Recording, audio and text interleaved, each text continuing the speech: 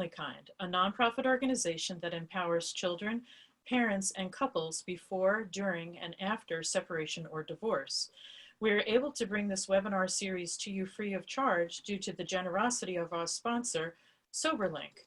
SoberLink supports accountability for sobriety and child safety, combining a breathalyzer with facial recognition and wireless connectivity for real-time results and reports. SoberLink's new Family Assistance Program offers alcohol monitoring free of charge to anyone who qualifies. By increasing our total reach in our mission of supporting families affected by alcohol abuse, this program will help continue to reduce litigation and foster peace of mind. Tonight is part 2 of our webinars on racism. After tonight's panel discussion on Black Lives Matter, we will have an extended Q&A session to address audience questions and comments. Now it is my pleasure to turn things over to our moderator, Ellen Tanner, who is FamilyKind's Director of Program Development. Ellen? Thank you so much, Patty. I'm so happy to be here. Thank you to all of you for attending. And I'd like to also introduce to you some amazing people that I have the privilege of working with. Leslie Friedland is our Executive Director and founder of FamilyKind. Leslie, good evening. Hello. Gerald Cannon, who is one of our team of parenting educators. He helps conduct the parent education program. And welcome, Gerald. Good evening. Thank you for having me. My pleasure. And I have Rocky Bonilla and Carmen Rios, who are also soon to be, when we can get back to our in-person parent ed classes, additional parent educators. So today, we, like in all of our other webinars, we like to start with poems. And tonight's poem is How Do You Raise a Black Child? This poem comes from the Beloit Poetry Journal.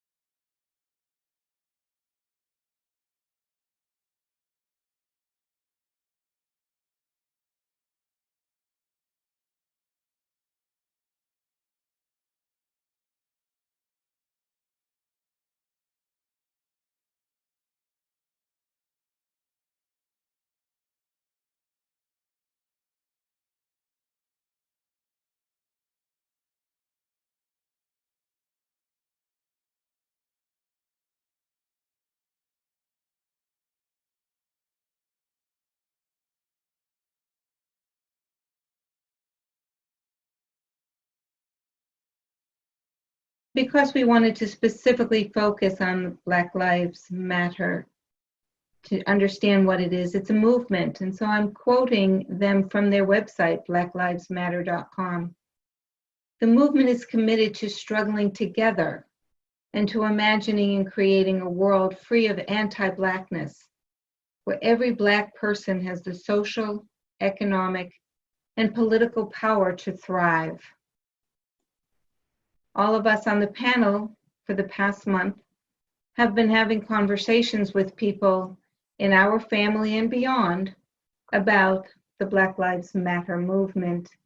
We've been using skills that help us to identify the best practices so that we can really have effective and forwarding conversations. We use iMessages, such as I feel, when, because, can we?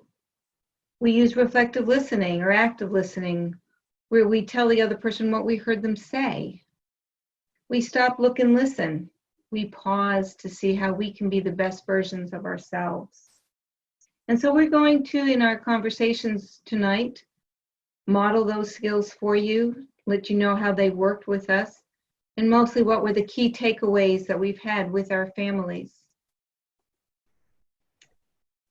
At this point, I would now like to ask Carmen to please tell us, how did things go over this past month with your conversations? Thank you. Thank you, Ellen.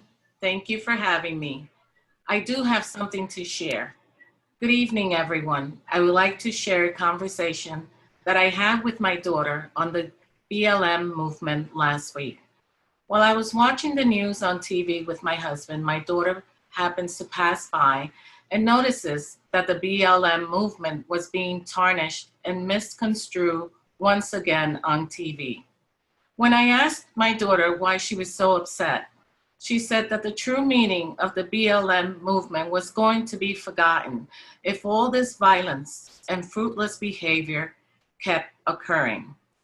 Since I happened to disagree with her point of the BLM movement losing its meaning at the time, she then went on to say, okay, Mom, since you're in the healthcare, let me give you an analogy that you will understand. Although all my bones matter, but if a bone in my foot is broken, that is the bone that needs the attention. So we have to focus on what is broken. Listening to her analogy made me understand her view and why she is so passionate about the BLM movement. Although I have never experienced racism, I have always known that it does exist. That is why my husband and I raise our children to understand what racism is and that it does exist and that things have to be done to address it. I am so proud of my daughter for standing up and not shying away from it. Having these conversations can be challenging, but it has brought us closer. Wow, Carmen, thank you. What I heard you say was that you've been having many conversations, and even if you don't both agree, you keep having them, and they're fluid conversations. We all have opinions that are evolving and changing. So thank you so much for sharing that, and I love that analogy about if I have a broken bone, that's the one I have to focus on. All the other bones in my body matter, but it's the one that's broken that I have to put particular attention on. So I that's a great takeaway for me. Thank you. Leslie, how about yourself? Hi, everyone. Yes, thank you. I have also had the opportunity to continue to have conversations with my family, friends, and colleagues, and it continues to be a very important issue for us. My family is pretty much united on the importance of the Black Lives Matter movement. So that makes it easier in that we're kindred spirits in that way. I like, Carmen, what your daughter said, because I think that's very important. Some people I'm having some conversations with some relatives and they're saying, well, yes, Black lives matter, but all lives matter. And that is true, all lives matter. But it is time, over time now, to focus on Black Lives Matter movement, because we've needed to do this from day one, from when our country started. And if we don't put in all the energy, it will not develop in a healthy way. So I think it's good to say, I read somewhere, Black Lives Matter, and not but, we just have to concentrate on everything. Yes, everything's important, but now's the time to really focus and make some very important changes going forward. So I just wanted to add to my husband bought me a mask recently. You know, we're all wearing masks during this time of COVID, and it says Reset America. And I think that's so great because our country is wonderful, but it has a lot of things broken right now. Time to reset, and let's really go forward on the Black Lives Matter movement. And from that, so many wonderful positive changes hopefully will occur. So it sounds, Leslie, like you're pretty proud of that mask that you get to wear. Is that accurate? Yes, I am. And, you know, I'm proud of the mask and happy to have the support of family and colleagues, and just even having this show. I'm happy, Ellen, that you brought this topic and you said, let this be our two-part topic, because we must move forward together. Well, Leslie, this wouldn't have happened without your agreement as our executive director. You bring important viewpoints to our efforts at FamilyKind, and it's always a privilege working with you. You know, for me, when I hear you say that you wear a mask that says Reset America, I can imagine that that could also be confrontational for some people, and you have to be up for having those kinds of conversations. So again, I do admire your ability and willingness to take that on. I think that's very impressive to me. Thank you, Ellen. You're welcome. Rocky, I'd love to hear from you now. Thank you, Ellen. Good evening. Good evening, everyone. During the past couple of weeks, I too have been having conversations with family, colleagues, co-workers about the BLM, about the movement, and how it's evolving. And what I take away from the conversations that I have is hope. The reason why I say hope is my wish for the BLM is to have like form a chain reaction that everyone, no matter what race, what color, would benefit from the movement. Like Leslie was saying, yes, we're going to hear it. All life matters. Why me? Why me? But right now, this is our focus right now. And that's just my wish, is a chain reaction that everyone would understand the movement, the philosophy, and yes, change is coming. And we got to take advantage. We got to take advantage right now. Recently, we lost a great civil rights activist and congressman. By that I mean John Lewis. And I found out that he wrote an article in the New York Times. So I rushed and I went to read it. And as I was reading it, as I got to the end, to the last paragraph, I had that moment that I was like, it clicked, and my adrenaline started flowing. And I'll read the last paragraph of what John Lewis wrote for the New York Times. And it says, when historians pick up their pens to write the story of the 21st century, let them say that it was your generation who laid down the heavy burdens of hate and last, and that peace finally triumphed over violence, aggression, and war. So I say to you, walk with the wind, brothers and sisters, and let the spirit of peace and power and of everlasting love be your guide. Thank you, Rocky. Welcome. You know, I feel moved by that. I appreciate you bringing that to all of us, because he was an amazing person, and that article summarizes what's most important, which is the nonviolent approach, nonviolence approach, which is so in debate.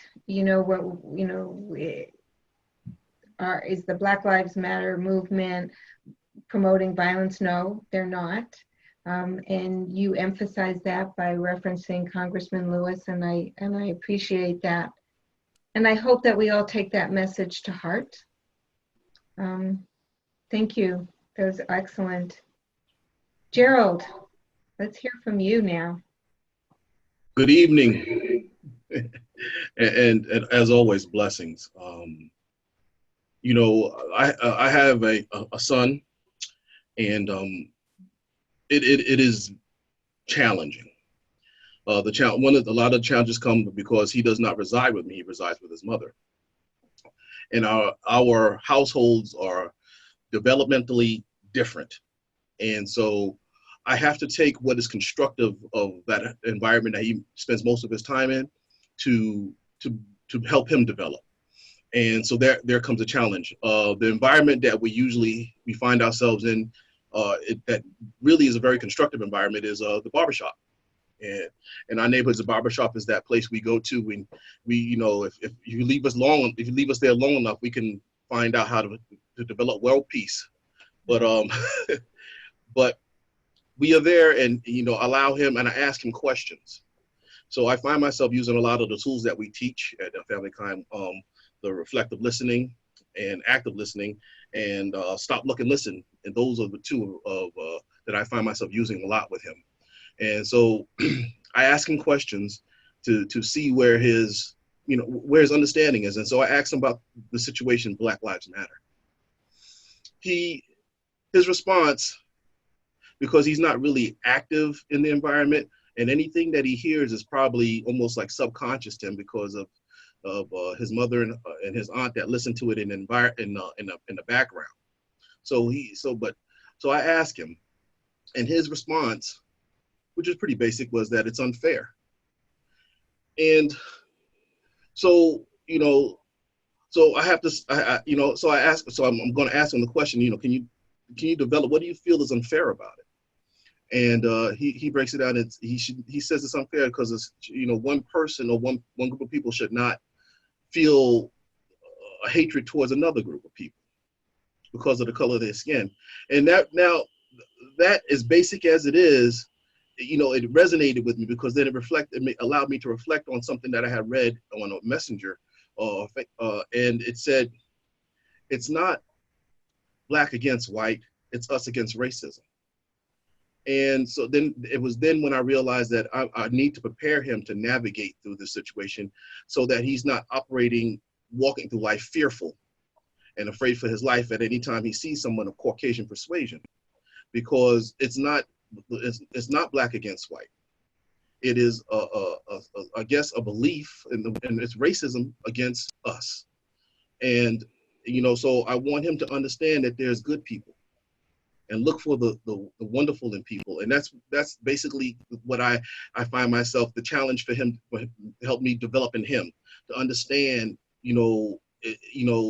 not to be afraid, but understand it's character that you're looking for, and not to judge people from at face value or the color of their skin, and be able to navigate it wisely through that. So that's what's going on right there. And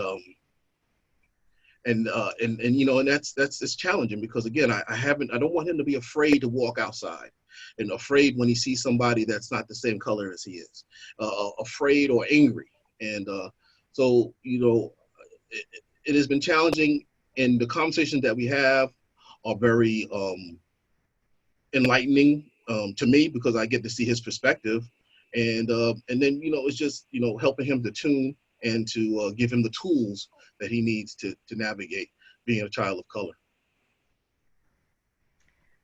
Gerald, I heard so much in what you were talking about, the value of having a conversation with him in a community hub, so to speak. The barbershop is very valuable because it's not just what you're going to say, but other people can join in on the conversation, or he can hear other people's points of view. Yes. And I think that there's an age where you want our children to hear from other adults, not just their own parents. And it sounds to me like your son has reached that age, that he's not just hearing it through the ears and seeing it through the eyes of a young child, but there's some maturity going on there, and you're honoring that by bringing that topic up in a public setting.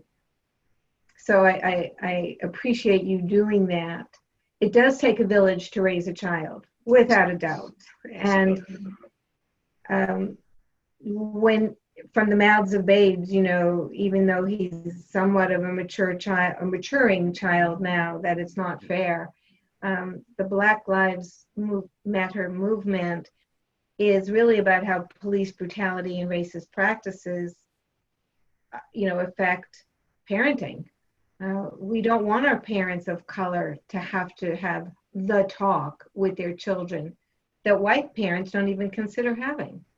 And I think that's, when I hear you say that you don't want him to not only not be afraid, but you don't want him to be angry, that you want to help him find a more purposeful and effective way to make a difference. I truly appreciate that, and I thank you for that. And the fact that you're bringing the conversation up in your community and with your son, that's one way to get things started, for sure. And I have no doubt if he takes after you that he will have the opportunity to make a difference. Thank you. So thank you. We've heard a few things from different points of views. We have spouses that are supportive of us, and children who are learning and sharing information with us, and that we're moved to action. We're called to action right now, and part of it is having conversations, and skillful conversations, so that we, as I've heard you say, Rocky, getting comfortable with uncomfortable conversations. That's important for us. At this point now, I would like to hear from some people who have some questions for the panel or some feedback that they would like to share. Patty, is there something that you would like to read or share with us? I'll just reiterate that if you would like to send in your comments and questions, please use the Q&A feature that you'll find on the menu, and we will address them. And maybe you had a conversation since the last time we met and you want to share that, or you have a question on how to use some of the skills that Ellen and our panelists have been talking about and using. Feel free to send in your comments or questions about anything, and we plan to stay on a little bit longer tonight to address as many questions as possible. So we're starting to get some questions in, so thank you, everybody. So we have one person asking, how can you talk to your child if your co-parent says insensitive, racist comments about others? That's a great question. Is there anybody on our panel that would like to answer that? Besides me, who's chomping at the bit. Ellen, go for it. Go for it. All right, I'm going in for it. Yes, one of the things that is a strong belief of mine is that we don't win by putting other people down. So as tempting as it is to want to put down that parent who's saying racist things, sometimes it's a grandparent who came from a different generation, a different time when that was acceptable. It is important to have conversations with our children where we praise in public and criticize in private. And particularly if it's somebody that they admire, to make a mental note, to have a conversation with your child who has heard those things, to make it abundantly clear that you don't agree with that, and you can explain what you do believe in using, excuse me, iMessages. Sorry, no COVID here. Just wanting people to know that we don't want to get hot under the collar. Stop, look, and listen. Stop for a moment. Listen to what you want to say and be the best version of yourself. And one of the things when somebody is being racist is to reflect back what you heard them say. So what I'm hearing you say is, and then tell them what you heard them say.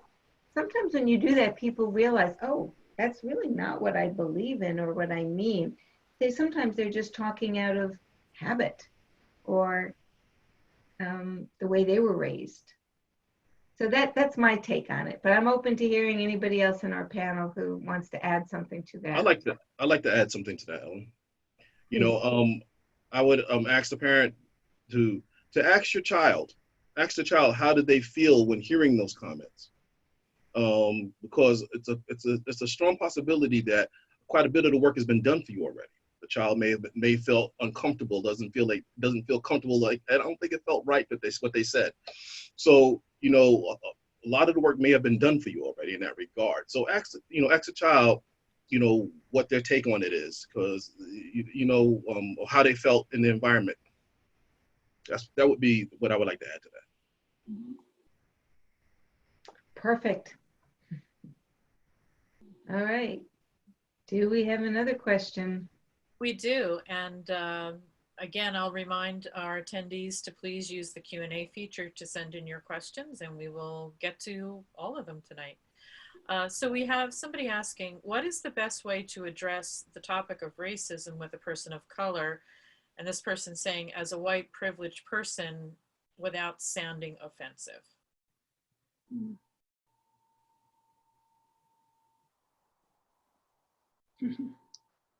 So who would like to dive into that question? That's a great question. It is absolutely an amazing question, actually. You can preference yourself by saying, you know, I don't want to trigger, or just prepare the person for what you want to talk about, but I really want to get your opinion on something. So in that regard, that aspect of it, or when you come with that from that angle, the person's defenses go down to a degree. They're like, okay, and if they understand who you are, if you have a rapport with the person, they'll they can pretty much pick up that, then you're not trying to start anything. You really just honestly want to get some information. Yeah, and I think I agree, Gerald. And I think it is a great question because it's sort of like the elephant in the room. Like you want to be so well-meaning, but you don't want to offend. So you want to be able to sort of share a talk, be able to actively listen, convey your thoughts and hear from the other person. So Gerald, I think that's a great idea, just to really start the conversation, get some ground rules, say, you could even maybe use an iMessage, I feel, concerned that if we talk about race, I might offend you. And because it's such a touchy topic, so, and maybe say, how can we, have this conversation that we both can feel good about. Yeah, awesome.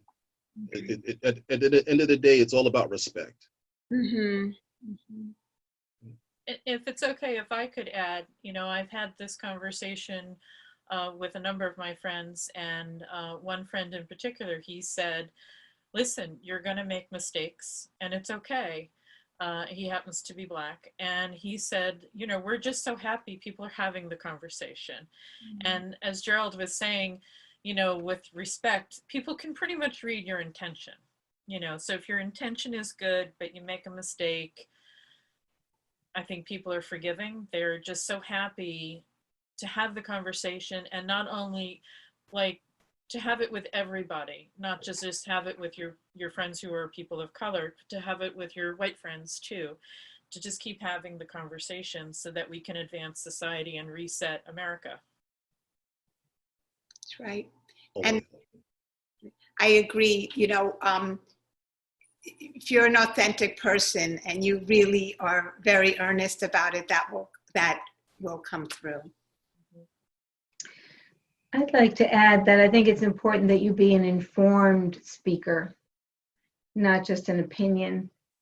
I think it's very important that we know something about what it is that Black Lives Matter stands for and what it means, that we elect people who are going to change police policies so that we can stop so much of the horror that we now see, because people have phones and can actually show us what we saw with George Floyd. I had the privilege before coming on this evening of listening to 3 candidates who were running for district attorney in 3 major cities, one in Los Angeles, one in Chicago, and in Cook County, and another county that serves in Arizona, Phoenix, and how important it is that people in those areas know who to vote for so that they can find candidates who are supporting BLM movement. So being an informed person, having something to say that's meaningful and forwarding will come across a lot better than, oh, I think this is unfair. That's something that we want to hear from children, but as adults, we want to be able to be more informed. And if we're having conversations, we're not only learning from the news, but we're learning from other people as well. So I'll ask our attendees, I'm not seeing any more questions in the Q&A, but if you would like to send in a question or a comment, please feel free to do so now. While we are waiting for those comments, I'll just open it up to the panelists. If there was anything else that you wanted to say before we closed out tonight's event about anything that we may not have addressed, or if you wanted to comment on something that somebody else spoke about. I would just, please, Leslie, please, by all means, Leslie, please.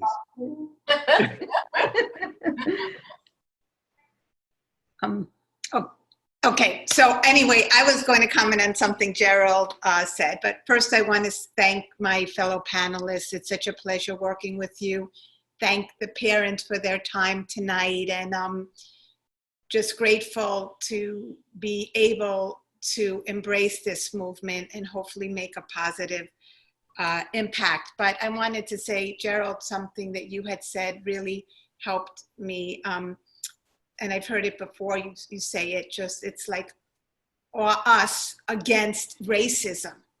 We are in this together against something very terrible. So let's work together for that. So I wanted to thank you for sharing that. I definitely want to thank each and everybody that has the courage to want to have this conversation, the courage to want to step forth and step forth what is right, and do what is right in conscious and good conscience and good heart and good faith.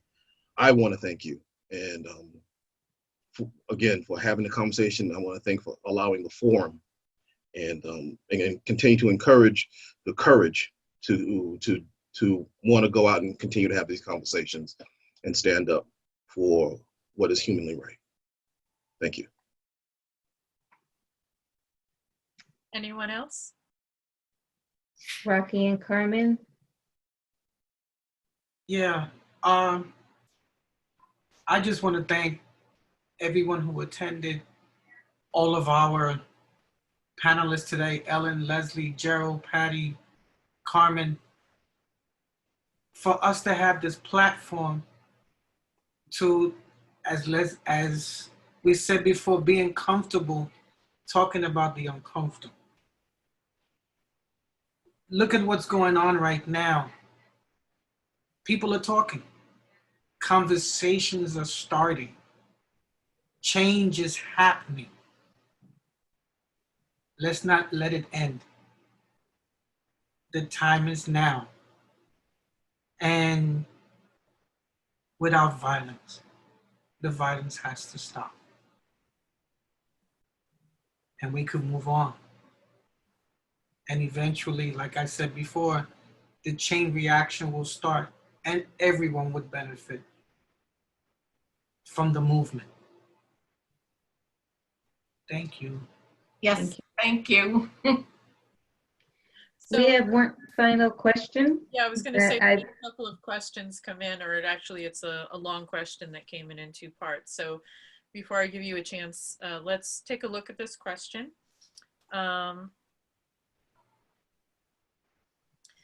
So this person wanted to see what might be said regarding speaking with children in regards to not knowing there is a problem. She has a 10-year-old who goes to school in Brooklyn, and I guess is not in the 5th grade. who I guess has not really been exposed to these situations in her classroom. In her classroom, there isn't a problem. And so she doesn't, I guess the person doesn't know how to get the conversation started. I guess keeping in mind age appropriateness because the child is 10 years old. But Ellen, what advice would you give to this parent? Well, I want to swing back to Rocky reading about Congressman John Lewis. I know my niece and nephew, I wanted them to know about the civil rights movement because they were not aware of it. They did not experience racism in any shape or form. So I had sent them one holiday season the book by John Lewis. It's a graphic book that talks about the civil rights movement, and so that would be my encouragement. Use books or a TV show that may show something. I wouldn't.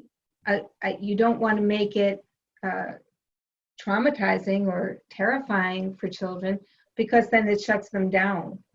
So my sister and her husband and the kids, they looked through the book together and referred back to it, and that was several years ago when they were much younger. And I don't know of too many other books, but I love blacklivesmatter.com, has great resources on it.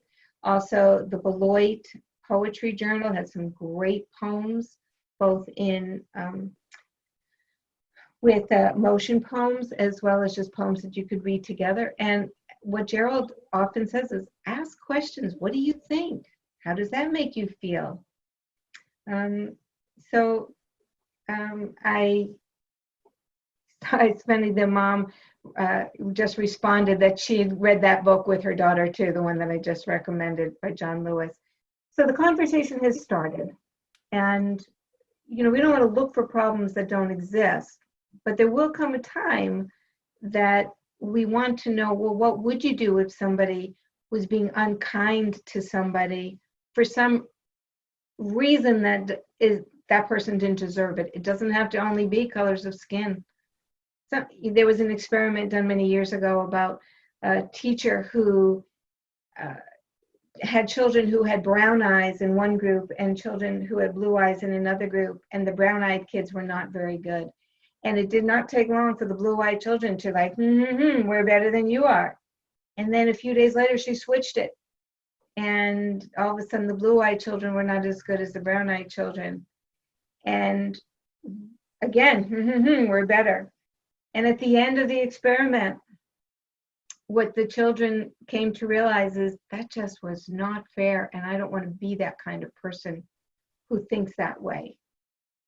So it's meaningful conversations on an ongoing basis with our children, with our families, with our community, with our candidates running for office, with the policymakers who are making changes.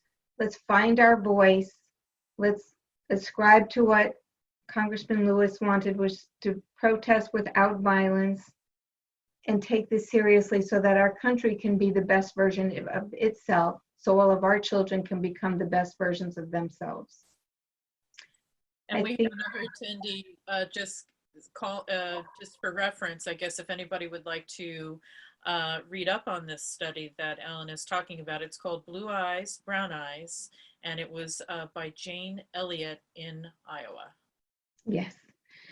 Thank you for that. I appreciate it. Another person asking for the name of the book that you referenced by, I think it was John Lewis, or about John. Okay. I think if you look up by his name, Congressman John Lewis, I'm sorry, I don't recall the name of it.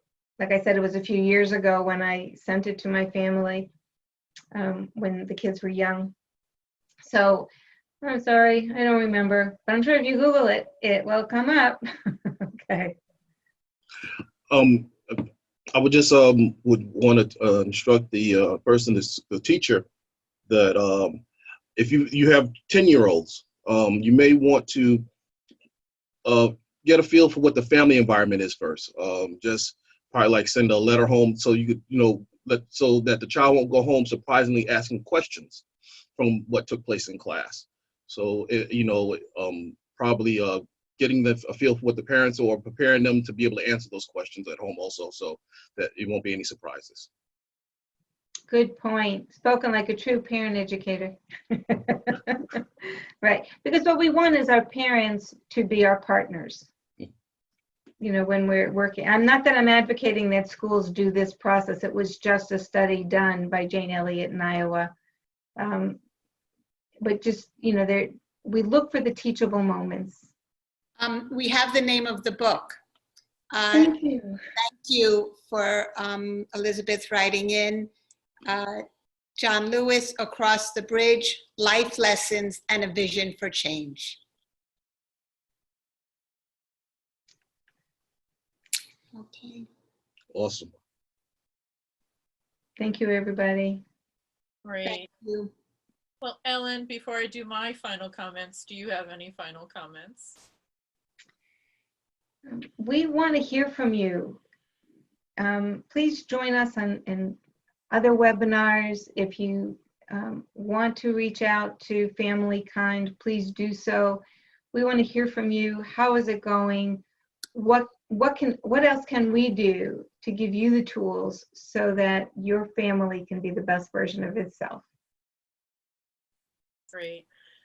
Well, again, thank you, Ellen, Rocky, Carmen, Leslie, Gerald. It's an honor to be here with all of you and also our attendees. Thank you so much for attending each month and sending in your questions and helping us have a good discussion on a difficult topic, but one that will be ongoing. I would also like to thank our sponsor, SoberLink, for supporting FamilyKind and our educational programming. FamilyKind also relies on the support of parents like yourselves. So if you would like to make a donation, we can continue to offer educational programming. Please feel free to visit familykind.org, and any amount is welcome.